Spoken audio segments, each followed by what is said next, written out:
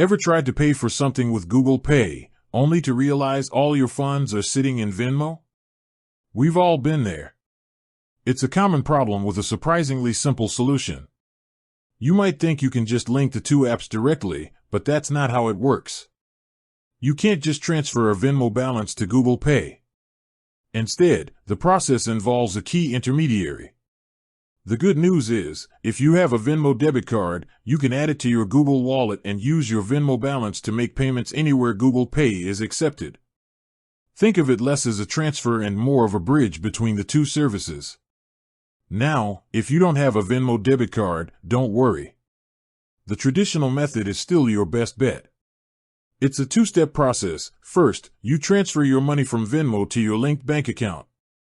Then, you can use that same bank account to add money to Google Pay or just use your linked debit card for transactions. Let's walk through those steps. To transfer money from Venmo to your bank, open the Venmo app, go to the Me tab, and select Manage Balance. From there, tap on Transfer to Bank. You'll have two options: instant transfer for a small fee, which gets the money to your bank in minutes, or standard transfer, which is free but takes 1 to 3 business days. Once that's done, you're halfway there. Now, for the final step.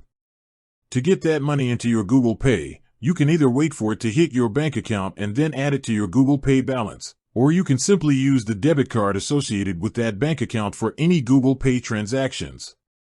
Remember, Google Pay is more of a digital wallet that uses your existing cards and accounts, rather than a separate account with its own balance.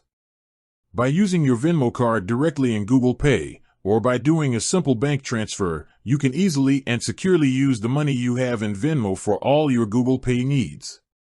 It's a simple workaround that solves a big headache. With that said, thanks for watching, and until next time.